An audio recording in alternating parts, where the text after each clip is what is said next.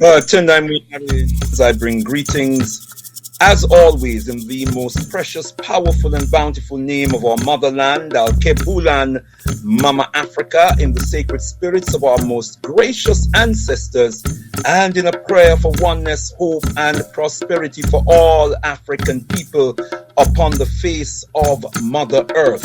Rumbid Zokunamwariye Africa, to the God of Africa be the glory. I like to repeat those powerful and awesome words. Yes. Rumbid Zokunamwariye Africa, to the God of Africa be the glory.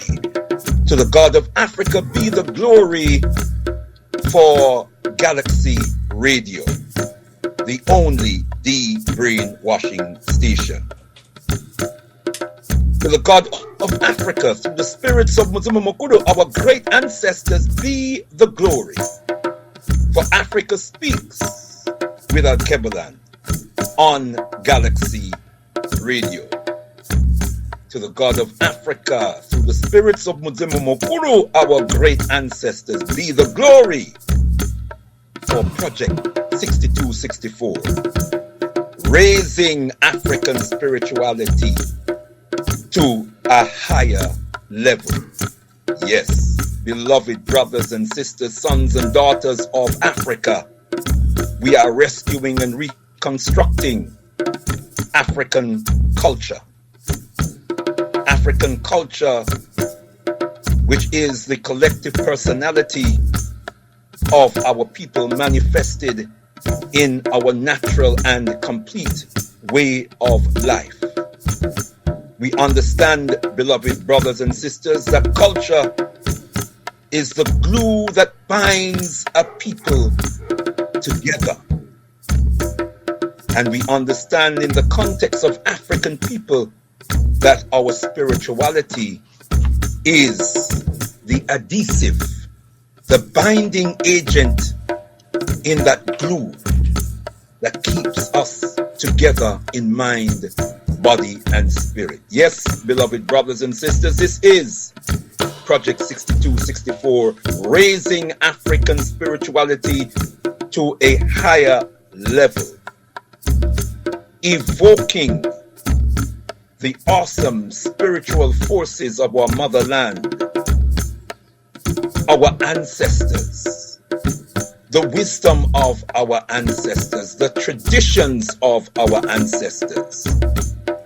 Reaffirming in context, beloved brothers and sisters, the divine cycle of African life, from the African womb to the African tomb and beyond. From the womb to the tomb and beyond.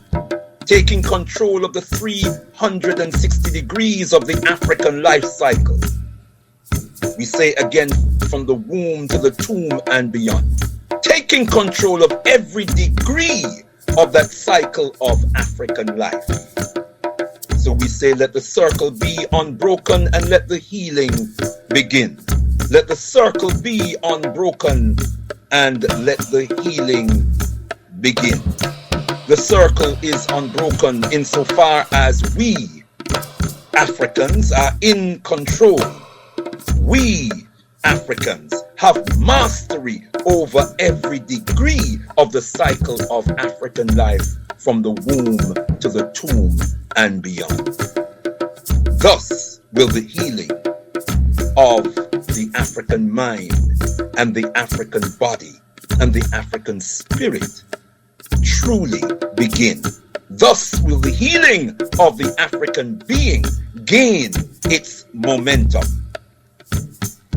Hence, we call our people to the order of Shumira every first Umoja-Day of the month, creating that space, that environment in which Africans can come together in the context of our own cultural dynamics, so we can resonate on our own frequency, our own spiritual cultural frequency, beloved brothers and sisters, every first Umoja-Day of the month, to open up the month with the rhythms and the vibrations of all things African, coming before the African shrine, The African shrine, beloved brothers and sisters, which symbolizes the creator, the creation, the sun, the moon, the stars, the planets, Father Heaven, Mother Earth, Muzimu, our great ancestors, and all things greater than ourselves, all things great that is ourselves. We come before the sacred shrine that symbolizes that awesome presence of the Supreme Being and all manifestations of the Supreme Being in the universe, of which we are a part. We come before the sacred shrine every first Umoja-Day of the month. Beloved brothers and sisters, we come as a collective. We grace our sacred shrine, beloved brothers and sisters, and we evoke the spirits, the spiritual forces of our motherland. We evoke the spirits of our ancestors. For we understand that freedom begins with the freeing of the African mind and the freeing of the African soul. In so doing, beloved brothers and sisters, we cease this crazy pursuit of chasing gods that are not our own.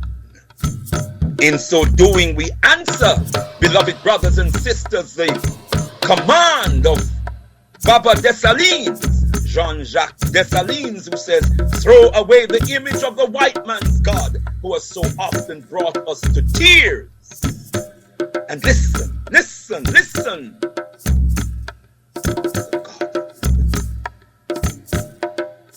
The supreme being of liberty that speaks through all our hearts. I want to engage us this evening, beloved brothers and sisters, in freeing the African mind and freeing the African soul. I want to engage us this evening in a thought process that will help us, beloved brothers and sisters, in that effort to free the African mind and to free the African soul, the African mind that has been so contaminated with the thoughts and the ideologies and the philosophies and the ideas and the ideals, not only of a people alien to us, but to our historical and eternal oppressors, exploiters, degraders, beloved brothers and sisters, our destroyers. We have to cleanse ourselves, exercise our beings. Our souls have been bewitched. Our minds have been confused. Again, we say freedom begins with the freeing of the mind and soul. And so, one great African once wrote, we knew under the heading Transition 13. 13 being a spiritual number. I'll say more on the number 13 next Sabbath, beloved brothers and sisters. For the words upon which I wish you to meditate this evening, the wisdom words commences, we knew not, we studied, we learned all there was to know, we taught others, then we forgot what we had learned, and then forgot that we had forgotten. Now we are taught by those who were once taught by us knowledge that we already had. So we study, we learn all there is to know. We teach others. Will we forget again? Here, beloved brothers and sisters, we are reminded that our beginning was not a beginning of ignorance and confusion. Our beginning was not a beginning of self-hate and self-alienation. Our beginning was the beginning of knowing. Our beginning was the beginning of knowing. Our beginning was the beginning of knowing, and we came to know because we studied. We knew not, we studied. We learned all there was to know. Knowledge begins with the intuitive. It begins not with the intellectual, it begins with the intuitive. And so the knowing was an intuitive knowing that there was great knowledge for us to unfold, great knowledge for us to learn. It was in our DNA, beloved brothers and sisters, to explore, to search, to examine all that we saw around us. That was the manifestation of the creation of the divine. We studied and we knew. We learned. And we taught others. Then we forgot what we had learned. But we didn't just forget through idle abandon. We forgot because we were invaded, because we were conquered, because we were enslaved. Beloved brothers and sisters. But the question is asked. So we study. We learn all there is to know. We teach others. Will we forget again? I say, no, we will not forget again. No, we must not forget again. No, we cannot forget again. For the price of forgetting is too great. The destruction, the punishment for forgetting is too great. Our children need to know. Our grandchildren need to know. The unborn need to know that we will not forget again. And we will teach them the knowledge that is vital to their, not just to their survival, but to their prosperity. I want to evoke the wisdom as we move forward and as we continue, beloved brothers and sisters, in the energy of the summer solstice, as we continue to praise Amen-Ra, hail Amen-Ra, the most powerful manifestation of the Creator in the universe, as our ancestors recognized. As we continue, beloved brothers and sisters, to behold the glory of Amen-Ra, as we continue to sing praise songs and dance praise dances to the spirit, power dances, power songs to the spirit of Baba Herukuti in his ascendancy to the realm of the ancestors. As we hail him continually for his great works whilst he was among us, let us evoke also the spirit of Baba John Henry Clark and some words that he has left with us, beloved brothers and sisters, in all of his wisdom. I want us to clear our minds this evening. I want to take us on a journey of deep thought. Deep thought, beloved brothers and sisters. Baba John Henry Clark lamented, we as a people now stand at the crossroads of history, debating our direction.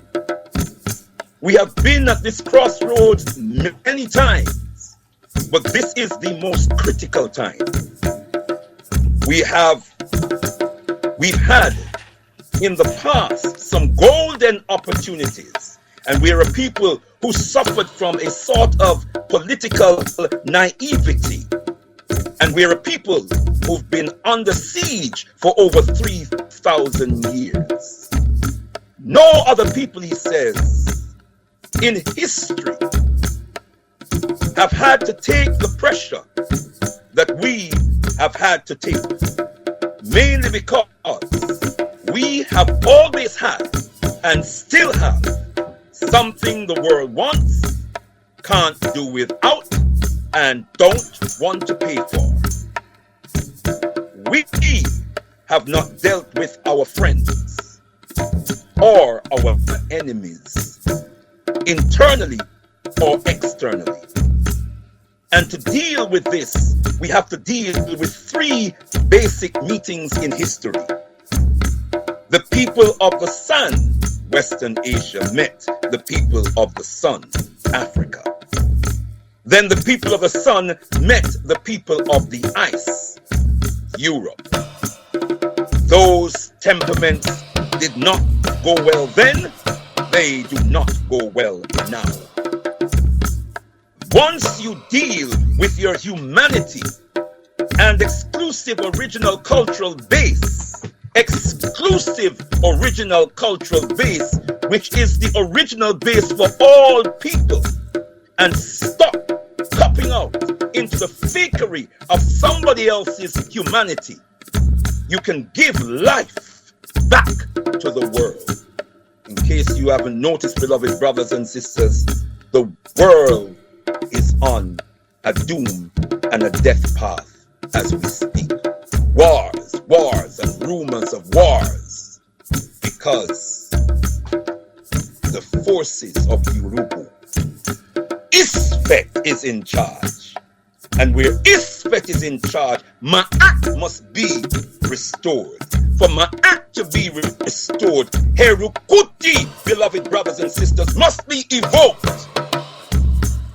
For Herukuti is the enforcer of the laws of Ma'at.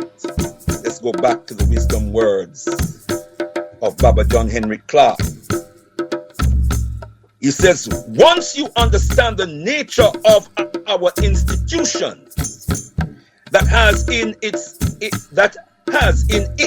everything that went ultimately into the making of every social order the Europeans think they invented.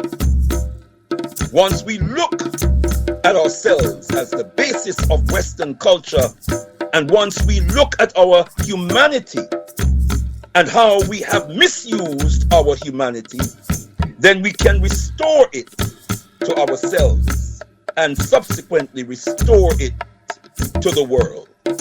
And what I am talking about here is really simple. I am talking about the restoration of our institutions. People rise and fall within the framework of institutions. They never rise any other way, they never fall for any other reason.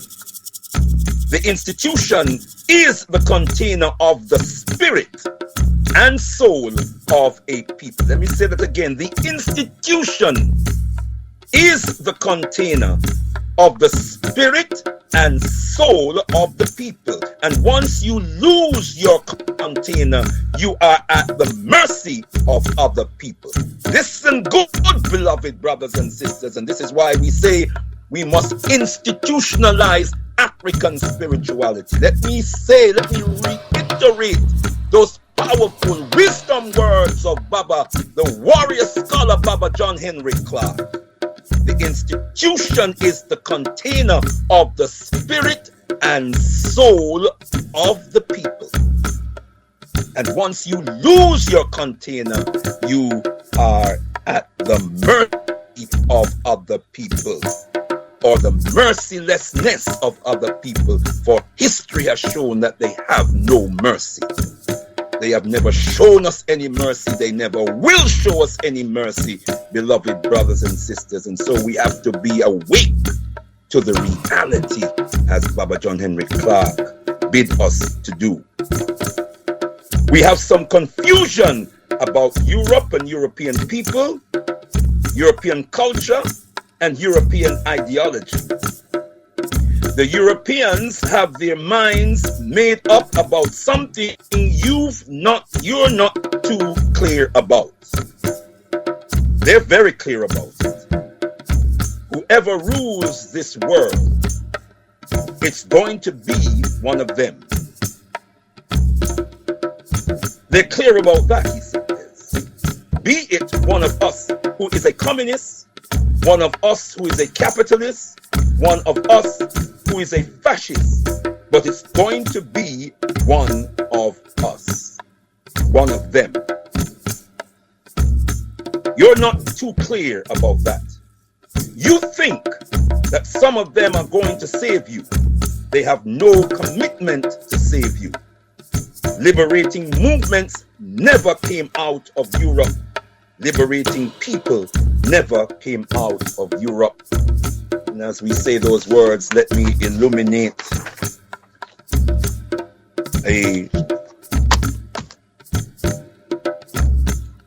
what I recognize as one of his underlying, or one of the key aspects of his message, is that the Russians are also Europeans. There's a spiritual as well as a political message here, beloved brothers and sisters. Now, let's deal with the meeting of the people of the sand, because there's some confusion about this meeting which took place over 2,000 years before the first European wore a shoe. Now let's deal with the assumption that people have convinced you of. Why is it that the European is so generous? Why is he so kind? Why is it that he would leave barbarous Europe before he made a house that had a window, build Egypt, goes back into Europe, lived 3,000 years in barbarism before he makes a shoe? Where is this logic when he came out destroying other people's institutions? The people of the sun, and let's be clear, when he says the people of the sun, he's speaking about the Arabs. Some of us love the Arabs. We love the Arabs because they gave us a religion that we have wrapped our souls around, beloved brothers and sisters, but the objective and the effect is the same as the Europeans. He says the people of the sun wasn't that much different.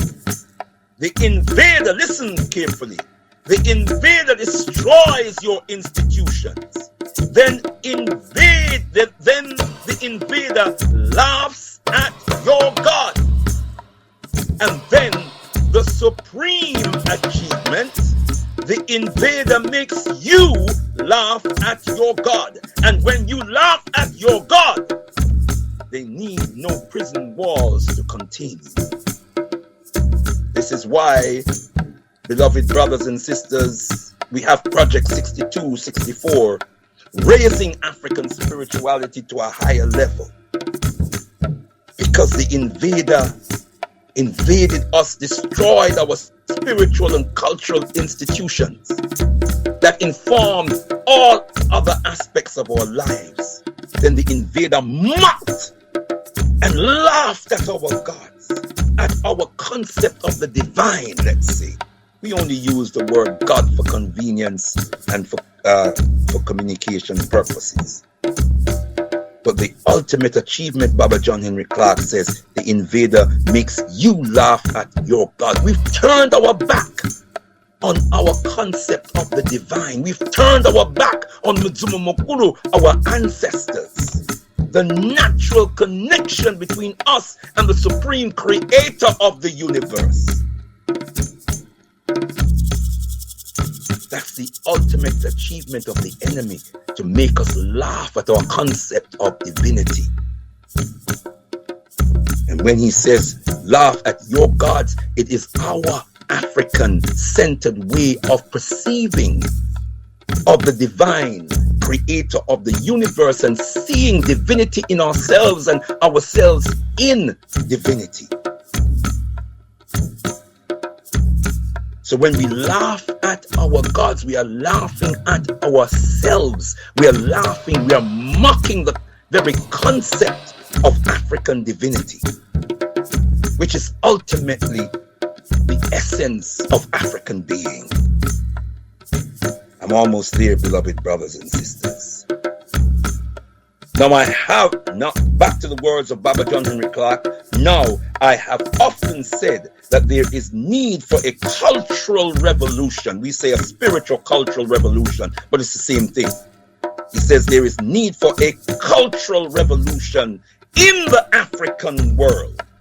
And I say that cultural revolution will start when an African head of state unashamedly, unapologetically prays to an African God in public. Did we hear that, beloved brothers and sisters? Then he goes on to say the culture of the conqueror is not the container for your soul or your humanity.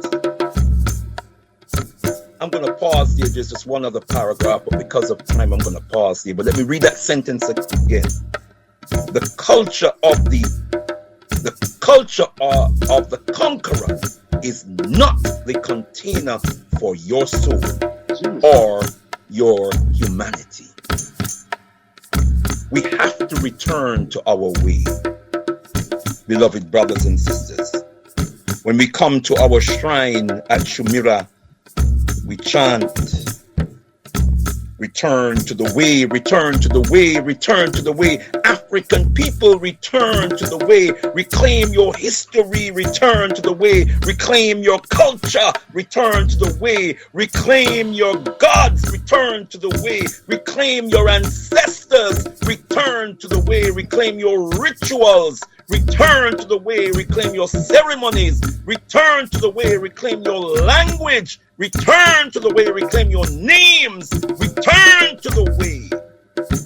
We must return to the way of our ancestors. Mudzimu Mukuru, our great ancestors. Therein lies our power. Therein lies the source, the human source of wisdom that we need. First and foremost, to get to know, truly know ourselves. Truly know our purpose of being. Truly know the universe. The nature of the universe. Nobody in the history of humanity had a deeper understanding than our ancestors, who were the purveyors of high culture and deep thought. Nobody went higher or deeper or wider in their breadth of knowledge and understanding of the divine creation of the universe than Mudzimu Mukuru, our great ancestors. And it is their source that we must tap into, beloved brothers and sisters. It is their fountain that we must draw water from. It is their well, beloved brothers and sisters, their wellspring, from which we must quench our thirst and cleanse our bodies with the water of life. No other source will give us this depth of knowledge and wisdom than that from our ancestors. Those that which are preserved in the Yoruba tradition, in the Akan tradition, in the Zulu tradition, Xhosa tradition, Ndebele tradition, in the Shona tradition, in the Lingala tradition, in the Bakongo tradition, in the Ga tradition, in the Tigre tradition, in the Omoro tradition, beloved brothers and sisters, in the traditions across the length and breadth of the African continent, works of Sheikh Anta Diop, that brilliant warrior scholar who gave us the book Cultural Unity of Black Africa, who showed us that the underlying connections between the traditions of our motherland, the traditional cultural groupings on the African continent, that African culture, demonstrating that African culture, notwithstanding the micro expressions of our culture, we can speak of a macro African culture, which is the sum total of the micro expressions of Africanness. So, beloved brothers and sisters, we have to exorcise our beings,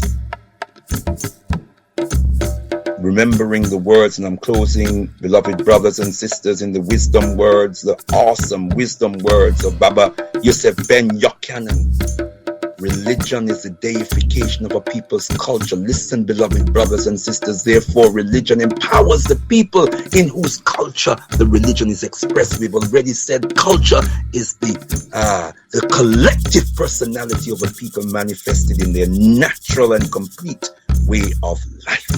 And therefore, when we take on another people's religion, we are deifying their collective personality, and if we are deifying their collective personality, we are deifying the people themselves. We are elevating them to the realm of deity. We are worshipping, therefore, the people themselves, rather than worshipping the divine in ourselves. Beloved brothers and sisters, this is Project 6264, without apology. Raising African spirituality to a higher level. For freedom begins with the freeing of the mind and soul. Let's exorcise our beings of alien contamination. Rid ourselves, beloved brothers and sisters, of the spirit of this alien beast, and purify ourselves with the light of Amen-Ra and the wisdom of Mukuru, our great ancestors. This has been Project 6264, raising African spirituality to a higher, much higher level. Rumbidzo kunamwari Africa, to the God of Africa be the glory. Tendai mwari, tendai mwari, tendai mwari, tendai mwari.